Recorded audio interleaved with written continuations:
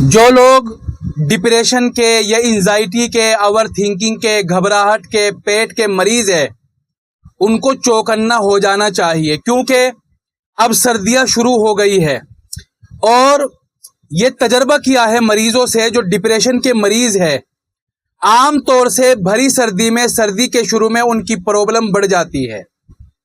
سب کی تو نہیں بڑھتی، لیکن بہت سارے مریضوں کی بات آ رہی سمجھ میں۔ جو ڈپریشن، اوور تھنکنگ، گھبراہٹ اور بے چینی، انزائٹی کے مریض ہے، وہ ان کو بھری گرمی بھی یعنی تیز گرمی میں بھی دقت ہوتی ہے اور تیز سردی میں بھی دقت ہوتی ہے۔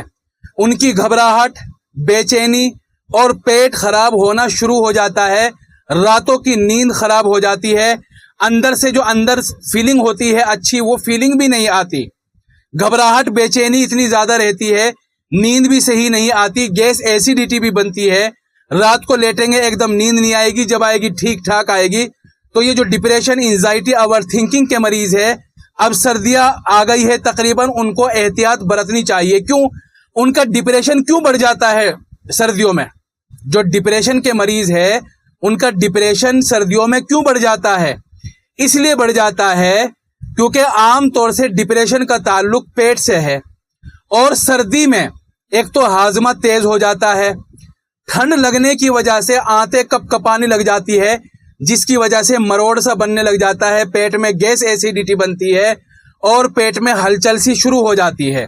تو اس لیے میں چوکنا کرنے کے لیے کہہ رہا ہوں کہ جو لوگ ڈپریشن کے، انزائٹی کے، اوور تھنکنگ کے مریض ہیں، وہ تھوڑی سی احتیاط کرے، پیٹ صاف کرنے والی چیزیں زیادہ استعمال نہ کرے، دودھ کا استعمال بھی کم سے کم کر دے، گڑ شکر بھی کم سے کم کھائے، یعنی یہ کہہ لیجئے کہ لیور کو تیز کرنے والی چیزیں کم سے کم کھائے۔ کرنا کیا ہے کہ تخم ریحان 12 گرام، شہد 25 گرام اور عرق گلاب 125 ml۔ اب جو تخم ریحان ہے، عرق گلاب میں تقریباً 1 گھنٹہ کے لیے بھگو کر رکھ دے، 1 گھنٹے کے بعد پھر اس میں شہد بھی ملا دے۔ اب تینوں چیزیں اچھی طرح مکس ہو جائے گی۔ اچھی طرح مکس ہونے کے بعد اب صبح شام 2 ٹائم اس کی 2 چمچ لے۔ یہ جو آپ نے دوائی تیار کی ہے، 2 چمچ صبح کو خالی پیٹ اور 2 چمچ شام کو یا رات کو۔